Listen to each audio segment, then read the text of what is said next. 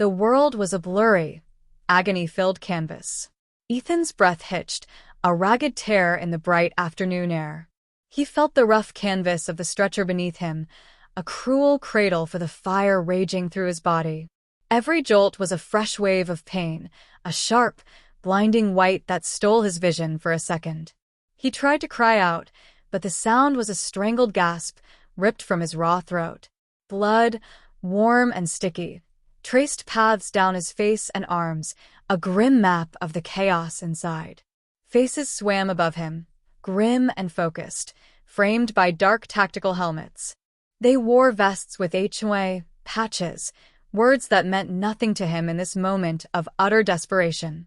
Their movements were urgent, efficient, a stark contrast to the helpless ruin he felt he had become. He saw the blur of a white ambulance in the distance, a beacon of hope that felt impossibly far away. "Hold him steady," a voice barked, sharp and clear above the muffled sounds around him. "He's losing too much blood," another voice called out, closer now. Ethan's eyes fluttered, trying to focus on the sky above, a brilliant, uncaring blue. He needed to tell them it wasn't his fault. He needed to tell them about the sudden, brutal impact, the sickening crunch of metal, the feeling of being thrown like a rag doll. The words were there, trapped behind the pain, a silent scream echoing in his skull. He felt a hand on his shoulder, firm but gentle. "Just hold on, kid. We're almost there."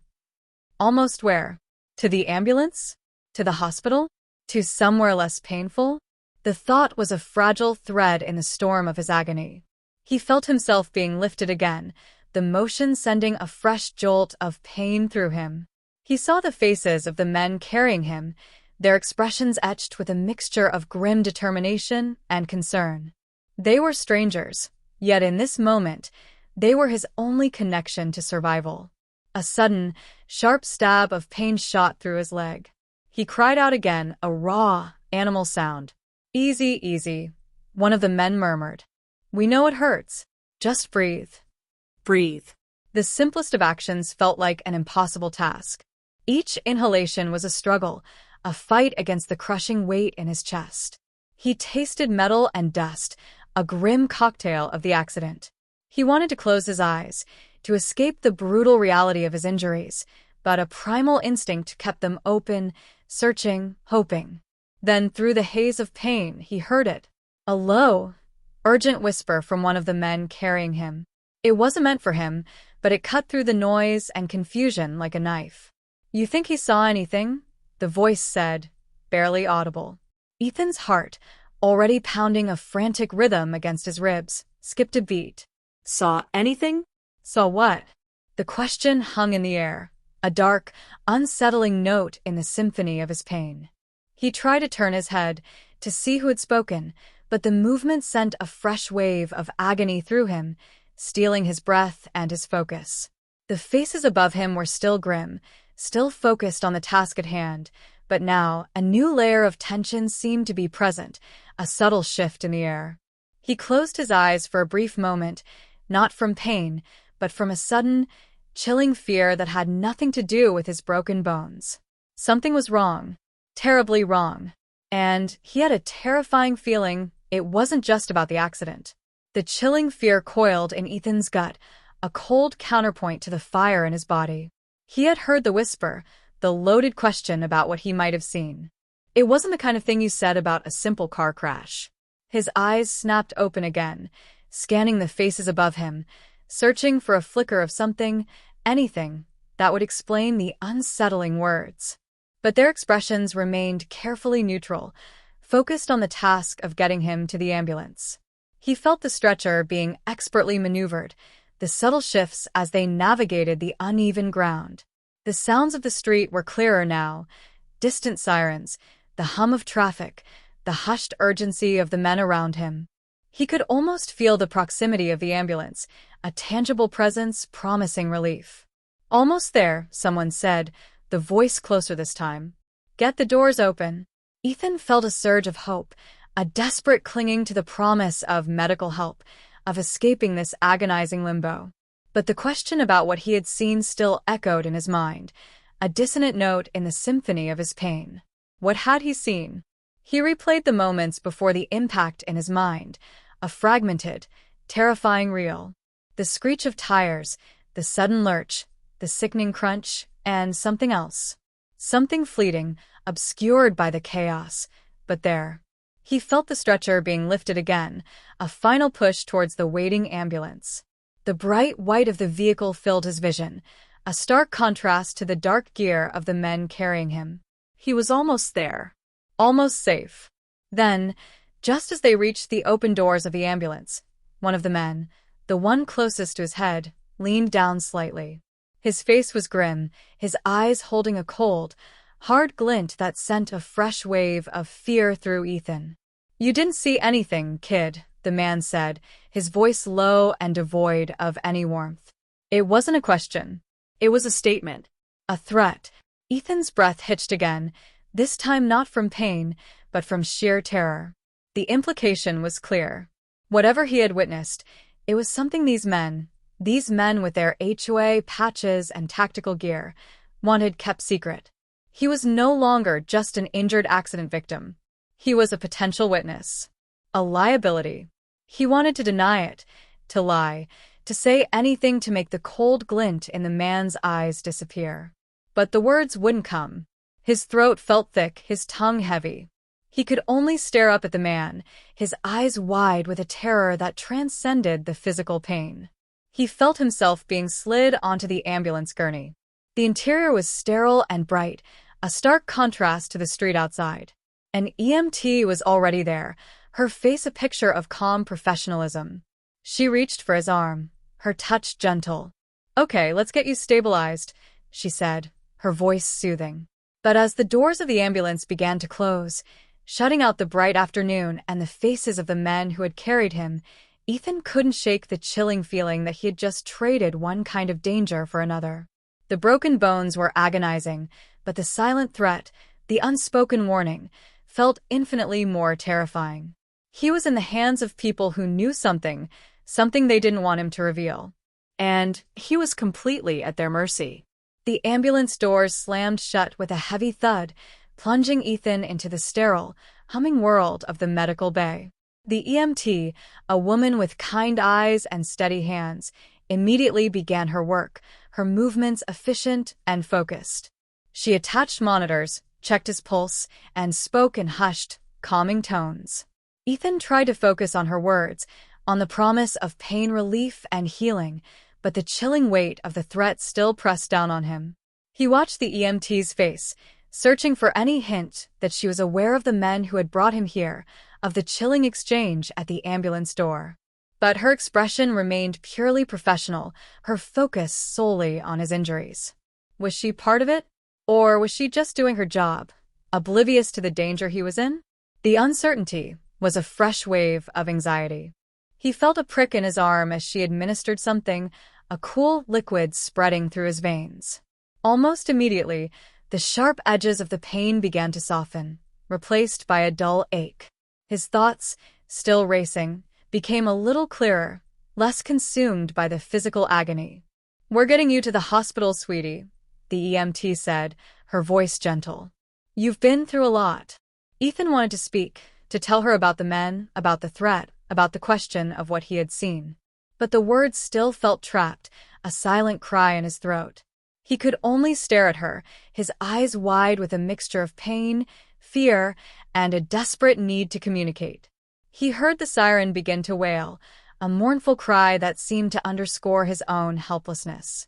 The ambulance lurched forward, accelerating through the streets. He felt the subtle sway of the vehicle, the bumps in the road sending dull throbs through his broken body. The EMT continued to work, checking his vitals, adjusting the foredrip. She asked him questions, his name, his age, what happened, but his answers were mumbled, slurred by the pain medication and the lingering shock. He couldn't bring himself to mention the men, the HOA patches, the chilling threat. Fear held him captive, a tighter bond than any physical restraint. He remembered the moment before the crash with a sudden, terrifying clarity. Not just the screech of tires and the impact, but the glimpse of something else. Something he hadn't fully processed in the chaos. A dark vehicle, moving erratically, forcing his car off the road. And the faces of the people inside.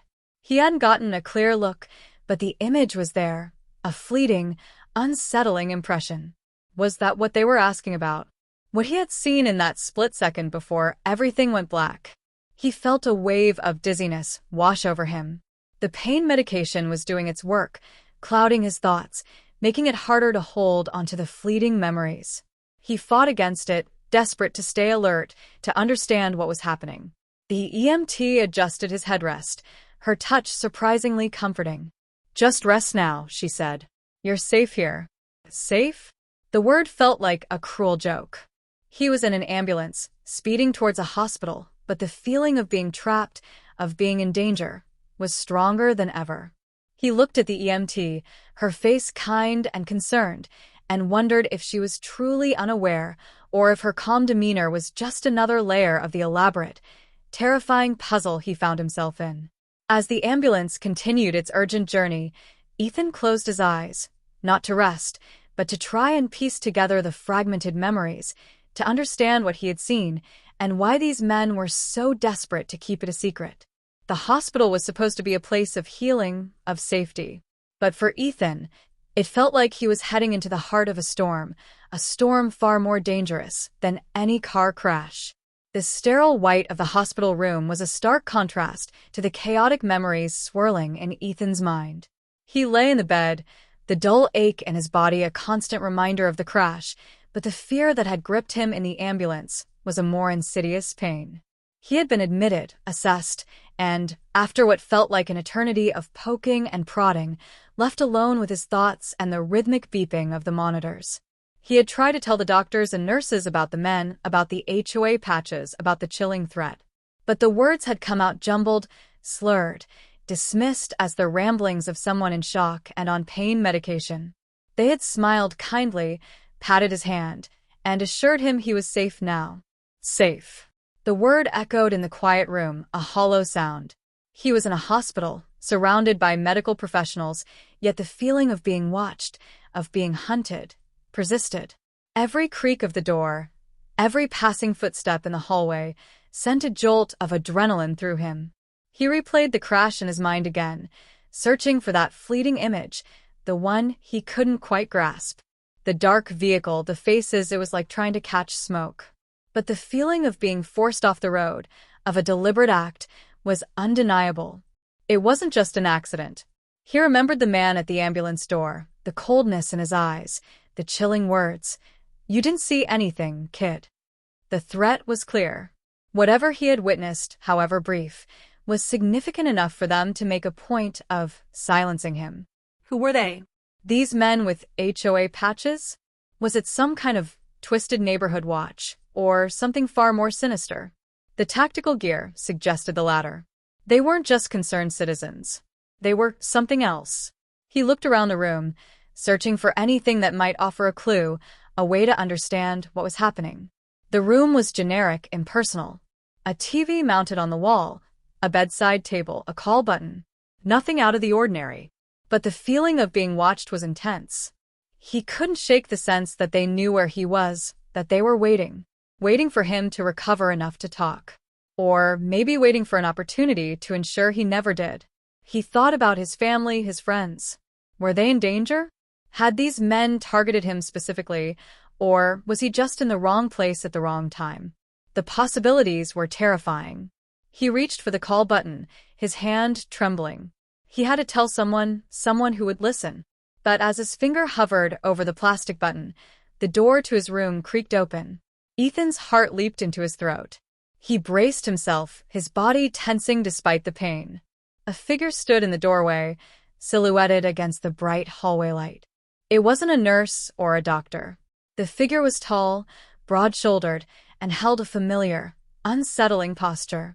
The figure stepped into the room, and the light revealed a face Ethan recognized with a sickening lurch. It was the man from the ambulance. The one who had delivered the chilling warning. He wasn't wearing his tactical gear now, but a simple, dark jacket. His face was impassive, his eyes holding that same cold, hard glint. He didn't smile. He didn't speak. He just stood there, filling the doorway, a silent, terrifying presence. Ethan's breath caught in his throat. The beeping of the monitors seemed to intensify, a frantic rhythm matching his own racing heart. The sterile room suddenly felt very small, very exposed. The man took a slow step forward, then another, closing the distance between them. The air in the room grew heavy, thick with unspoken menace. Ethan was trapped, injured, and utterly alone with the very person who had threatened him. The man stopped at the foot of the bed, his gaze fixed on Ethan. The silence stretched, taut and suffocating. Then, in a voice that was low and devoid of emotion, he finally spoke. "We need to talk, kid," he said, "about what you saw." The words hung in the air, a cold, undeniable confirmation of Ethan's worst fears. The hospital, the supposed sanctuary, had become a cage. And the man standing over him was the key to a nightmare he was just beginning to understand. The story was far from over. In fact, it felt like it was just beginning.